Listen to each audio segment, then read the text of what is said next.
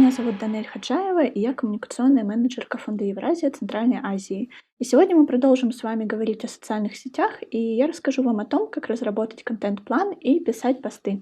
Давайте начнем с контент-плана. Контент-план — это, конечно, такой удобный инструмент планирования для любого СММщика, маркетолога или любого другого человека, кто ведет социальные сети. И, конечно, без четкого контент-плана вы столкнетесь с тем, что, во-первых, вы можете выгореть, во-первых, у вас может быть нехватка идей, будут просто большие пробелы между публикациями, что, конечно, очень сильно скажется на низких охватах и на том, что аудитория перестанет за вами следить. Контент-план — это гарант того, что ваши публикации будут выходить регулярно, систематично, будут радовать вашу аудиторию, а вы не столкнетесь с нехваткой идей. Давайте поговорим о том, как разработать контент-план чуть конкретнее. И вообще, прежде чем начинать работу над контент-планом, нужно провести такую предварительную работу. И она заключается в том, что сначала необходимо проанализировать свою аудиторию. Для этого вы можете сделать упражнение, что чувствует, что хочет и чего боится ваш клиент. Вы можете разбить страницу на 3 графы: что чувствует, что хочет и чего боится ваш клиент, и это поможет вам просто психологически определить, что его интересует, что его будет вовлекать, что будет цеплять его эмоционально, а что нет. И это поможет вам при разработке дальнейшего контент-плана. Второй совет — это все-таки изучить опыт конкурентов, потому что не стоит как-то придумывать снова велосипед и переизобретать его. Если вы видите, что у вас есть конкуренты в вашей нише, пусть это будет какой-то даже международный, казахстанский, региональный рынок, то вы можете посмотреть, какие механизмы используют они, что вам нравится, что вам не нравится, и как улучшить то, что они делают сейчас, или как имплементировать их опыт на свой собственный. И, конечно, необходимо подобрать свой tone of voice, то есть стиль общения с вашей аудиторией. Это то, о чем мы говорили в прошлом модуле. Если переходить уже к конкретной разработке контент-плана, любой контент-план должен содержать следующие аспекты. Первое — это дата публикации и желательно дата согласования этой публикации, если у вас есть внешний SMM-специалист.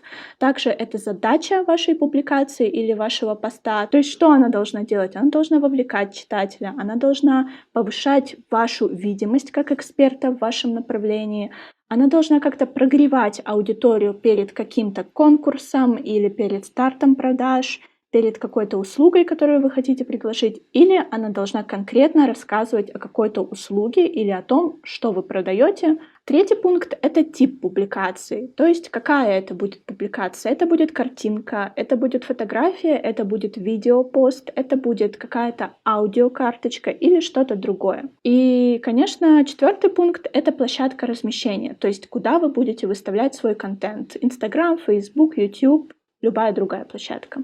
И пятое — это то, о чем очень многие забывают, но что очень важно — это описание к вашему посту, то есть текст, который идет к вашей картинке.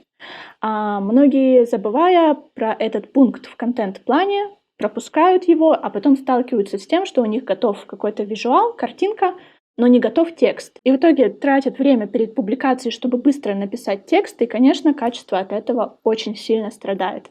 Поэтому, опять же, если у вас есть возможность заранее планировать все эти 5 пунктов, то есть это дата, задача, тип публикации, площадка размещения и описание к посту, то ваш контент-план точно будет систематичным, а вы не столкнетесь с какой-то нехваткой идей или выгоранием. Если говорить о конкретных шагах, о том, как все-таки разработать контент-план, если вы работаете в команде или в одиночестве, неважно, то можно следовать 3 шагам. Первое — это собрать вообще все удобные для вас инструменты, все удобные идеи в одном документе.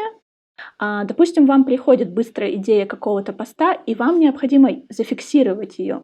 Потом вы увидели другую публикацию, вас она очень заинтересовала, и вы подумали, что можно адаптировать ее под свой формат.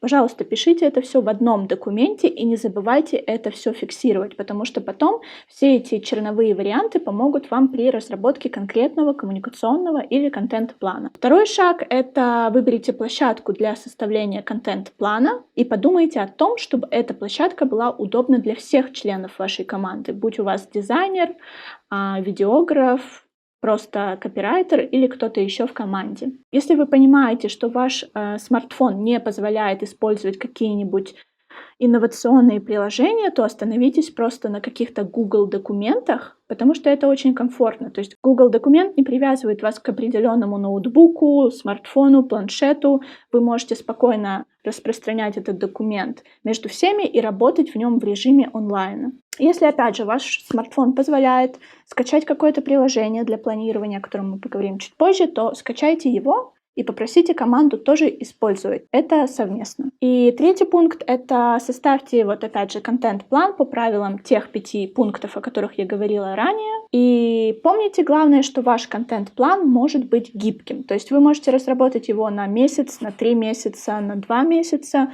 Но если вы понимаете, что какие-то посты набирают больший охват, а какие-то нет, вы всегда можете его менять. Помните, что вообще любая информация в социальных сетях не статичная. Если у вас есть какой-то инфоповод, международный день и так далее, то старайтесь использовать его при разработке своего контент-плана. Вот, опять же, это просто пример контент-плана, который можно увидеть. Что мы тут видим? Тут есть дата публикации, есть площадка публикации, формат, рубрика, тема и уже конкретные технические задания, то есть для дизайнера. То есть это вид контента, какие-то ваши комментарии, если они необходимы, и уже, соответственно, ссылка на готовые дизайны, которые вы можете согласовать. То есть вы можете просто использовать этот шаблон или адаптировать его под свои нужды. Если говорить о конкретных инструментах, которые упрощают планирование вашего контент-плана или даже проекта, вообще любой бизнес-деятельности, то можно сказать о сервисе Trello. Сайт Trello, есть приложение на Android и на iOS Trello, и с помощью него можно просто создавать свои рабочие доски и фиксировать там запланированные мероприятия. То есть вы можете разбить, как уже показано на скрине, что необходимо сделать, что у вас в процессе разработки, а что уже сделано. И это будет позволять вам точнее работать с командой, всем все-таки быть в синхронизации и следить за тем, как идет вообще работа. Если уже говорить чуть точнее о том, какие тексты мы пишем и как мы пишем посты, то нужно сказать, что чем понятнее, проще, короче вы будете писать, тем будет лучше. Потому что та ошибка, с которой сталкиваются многие, в том числе и те, кто приходит юными копирайтерами, СММщиками, журналистами и так далее, что они думают, что чем красивее они напишут, тем будет лучше. Но на самом деле нет. Потому что сложный официальный язык или, опять же, обилие терминов и длинных фраз на самом деле чаще отпугивает читателя. Чем проще, понятнее вы будете, тем будет лучше. Поэтому старайтесь составлять пост так, будто бы вы просто обращаетесь к своему другу, коллеге или к клиенту. Старайтесь объяснять все на пальцах и использовать как можно более короткие фразы. Потому что, опять же, информационное пространство в социальных сетях очень сильно перегружено. Если читатель увидит огромный пост и огромное описание, скорее всего, он сразу просто уйдет с вашей социальной сети и не станет тратить на изучение вашего поста время. Поэтому будьте, пожалуйста, как можно более понятными. Старайтесь писать о своих постах так, как будто бы вы даже, возможно, объясняете их детям или подросткам. И главное, помните, что единственный эксперт — это вы, и ваша задача рассказать о вашей деятельности аудитории, которая может практически ничего не знать об этой области. И опять же, пост — это не художественный рассказ, он должен быть понятным и отражать определенную задачу. Это может быть прогрев, продажа, информирование, повышение вашей экспертизы. Но пост никогда не должен претендовать на красоту какого-то слога или пытаться выиграть какую-то премию по самому лучшему, красивому составленному посту. Поэтому, опять же, если у вас есть выбор между понятностью и красотой, всегда выбирайте понятность. Если говорить о конкретных приемах в написании текста, то мне помогают 3 приема, которые можно использовать как в составлении пресс-релизов, так и в составлении постов. Это горка, пирамида и история. Горка — это тот метод, который позволяет читателю оттолкнуться от вашей первой фразы и прокатиться вниз до самого конца, если пост будет интересен. Поэтому используйте в первой же фразе какие-то вопросы или приманки, чтобы заинтересовать вашего читателя и, опять же, чтобы он как по горке скатился по вашему посту и прочитал все, и получил всю необходимую информацию. Второй метод — это пирамида. Он заключается в том, что вы сначала рассказываете о самом важном и резюмируете весь пост в одном предложении, а затем уже подробно рассказываете о каких-то необходимых деталях. Когда вы составляете первое предложение, вы можете задать себе вопросы. что, где, когда, как и почему.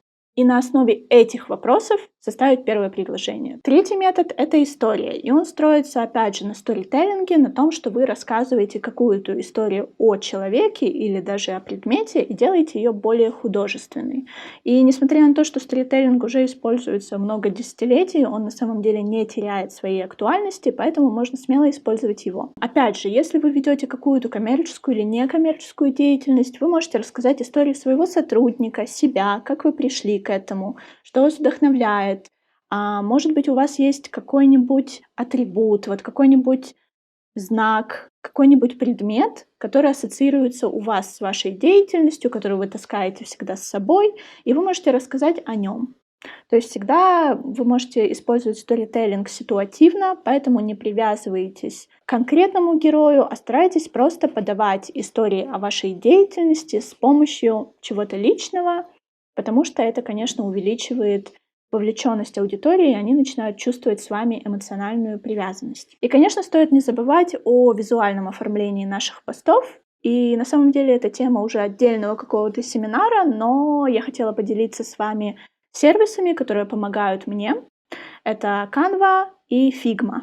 На самом деле там есть куча шаблонов под любые социальные сети, которые вы можете адаптировать и просто вставлять туда свой текст, свои картинки, менять цвета, добавлять какие-то дополнительные графические элементы, и это будет занимать у вас очень малое количество времени, при этом все будет выглядеть очень красиво и визуально эстетично.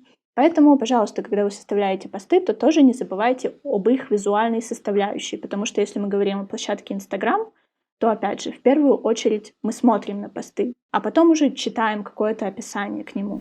Давайте резюмируем все, о чем мы поговорили. Первое — это то, что контент-план облегчает вашу работу. Он позволяет вам не выгорать и систематично выдавать посты, а также собирать как можно большее количество идей. Второе — это то, что контент-план тоже требует тщательной подготовки и, опять же, планирования. Третье — это то, что если все-таки вы пишете посты, то старайтесь писать их просто, информативно и понятно для любого читателя, будь ему 15 лет или 75, неважно. Не забывайте про визуальное оформление этих постов, потому что это такая оберточка, которую мы видим, и потом уже, раскусывая конфету, мы понимаем, нравится она нам или нет.